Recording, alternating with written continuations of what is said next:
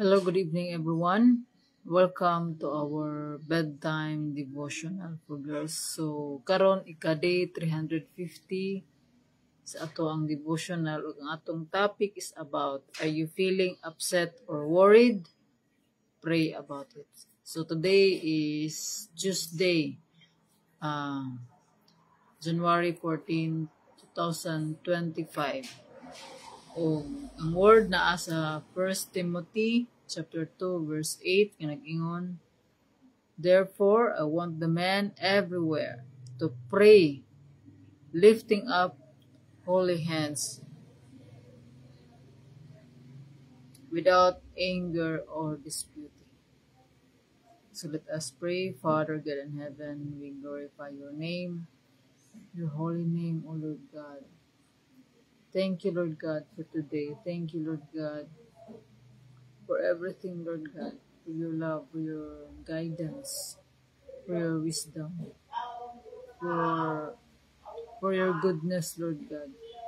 Thank you, Lord God, for this victory, Lord God. Lord, we are nothing without you, Lord God. Pasiloa kami sa mga kalapasan, sa mga kasala, Lord God. Tabangi kami, Lord God, nga matinumanon sa imong kasubuan. Ipili ang kasing-kasing, Lord. Tanggala, Lord God, ang mga babag.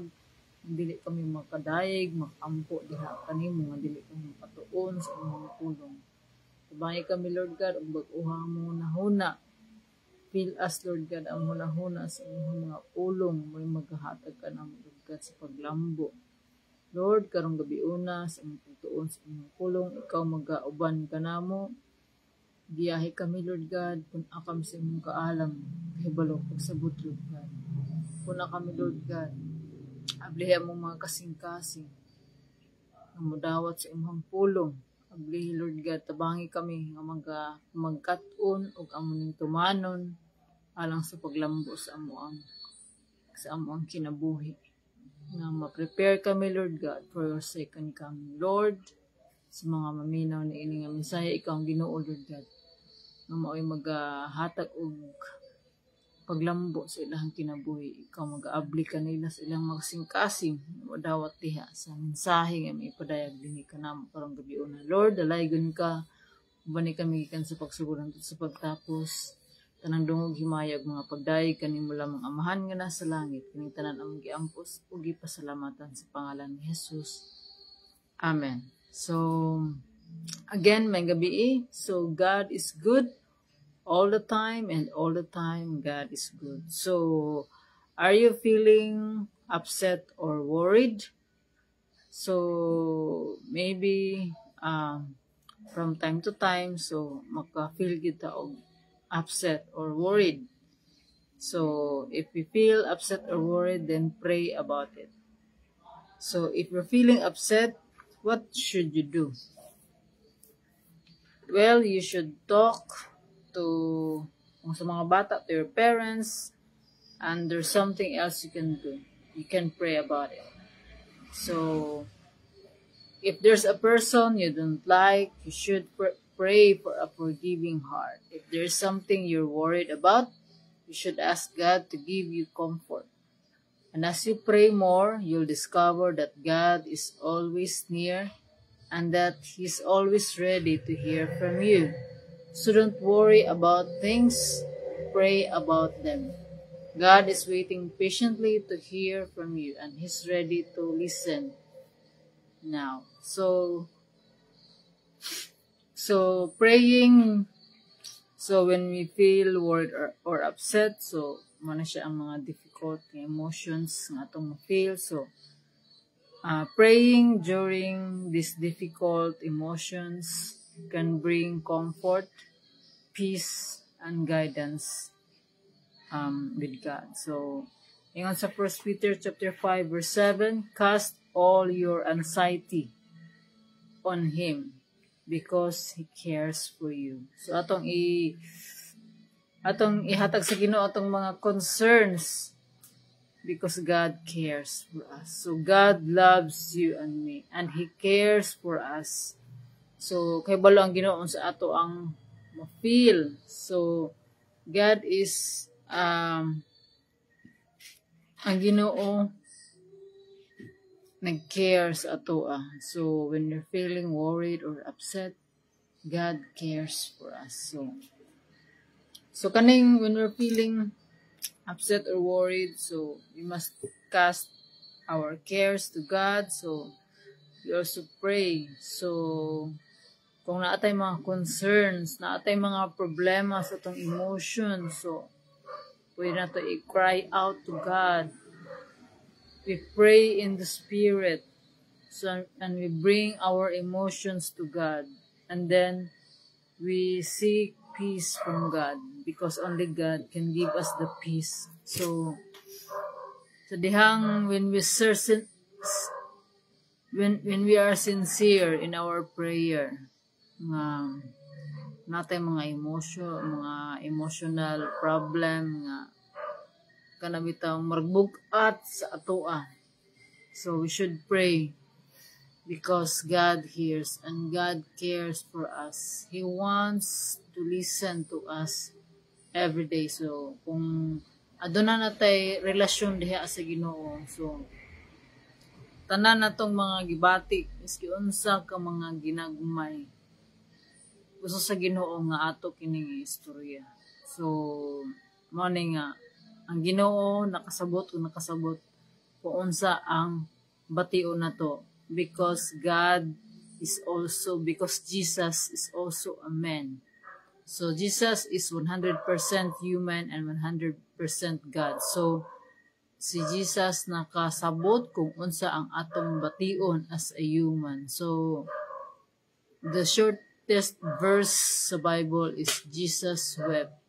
So katong namatay iyang friend nga si Lazarus, nahilak si Jesus. So aduna siya feeling pagbati. So nibati ang Ginoo pud kanato. So mo kini karong gabi una, God is teaching us to pray all our concerns to God. So to bring our concerns to God.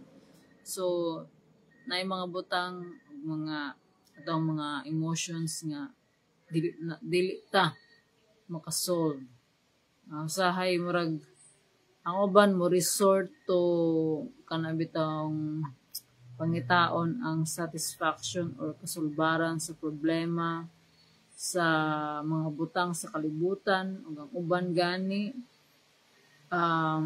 because they cannot contain the emotion, so they take their life para ma-stop na ang ilahang gibati. So that's the work of the devil. So God wants us to have a peace. God wants us to trust Him. So when we're upset or worried, mao na siya ang signal nga atong mo pray ta sa Ginoo. Kaya basig nakalimot na ta nga adunay Ginoo.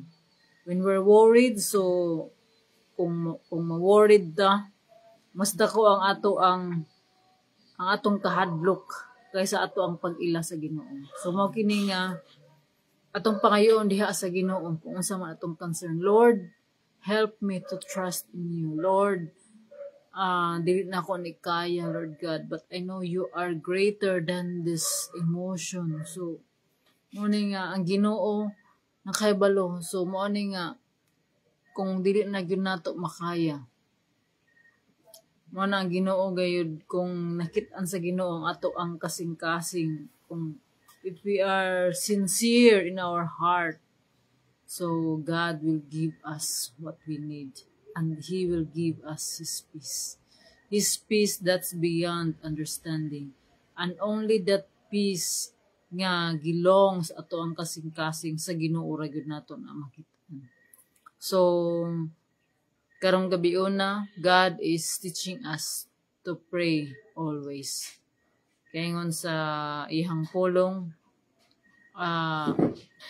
rejoice always, or be joyful always, be thankful always, and be prayerful always, because that is the will of God. So usahay because we are human, we're still in the flesh. So morning maning kamuta na makasunod sa kaubuton sa Ginoo.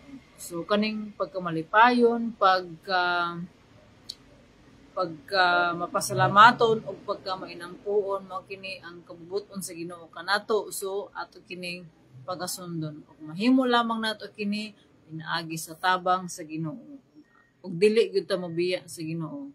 Kung nakalimot na gani ta, mga itagpasaylo sa Ginoo ug mga itagtabang kaniya nga kanabitaw ang dili nato makalimutan ang Ginoo ug mo increase pa ato ang pagtuo kaniya. And when we feel worried, meaning mas dako ang ato ang kahadlok kaysa sa ato ang pagtuo sa Ginoo. So mas atong ibali. So mao neto pangayoon sa Ginoo, Lord, help me when I'm worried. Help me, Lord, to trust in you. Usahay dili ta kung wala pa ta naka-experience sa kanang bitang kung wala pa ta naka-experience kung unsa ang kamot sa Ginoo nga molihok kanato. Unsa ang gugma sa Ginoo nga nagatabang kanato. Ang ato ang pagtuo, murag dili pa jud inana kadako. So morning nga kanunay atong i-cultivate ang ato ang faith by studying the Word of God, listening to His voice, by praying, by listening to music, Christian music, listening to worship songs. Mo na nga maka-encourage ato, maka-enlighten sa ato ang mind, o makahatag nato og kanabitang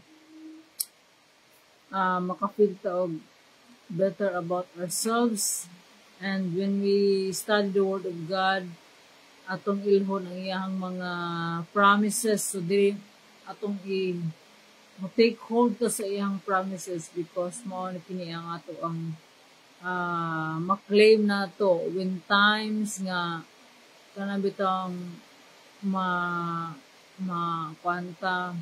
ma-upset ta o ma-worried o makafeel ta of anxiety. So mao kini nga ang word sa Ginoo, mao kini ang makatabang kanato to go on with our lives with the help of God. So mao kini nga we should pray always. So dili na to wala na to mga pag-ampo, kay mao kini ang kabubuton sa Ginoo. So mao kini nga karong gabi una, I pray and I hope that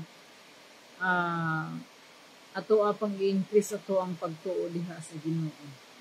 So mao kini nga when we are worried, may kanang ma-depress ta or nakafeel tag anxiety, depression, anxiety, mao kini ang time nga mag-reflect ta sa atong kaugalingon kung Lord, asa naman akong pagtuo diha kanimo. Please increase ang ako ang pagtuo diha kanimo, Lord.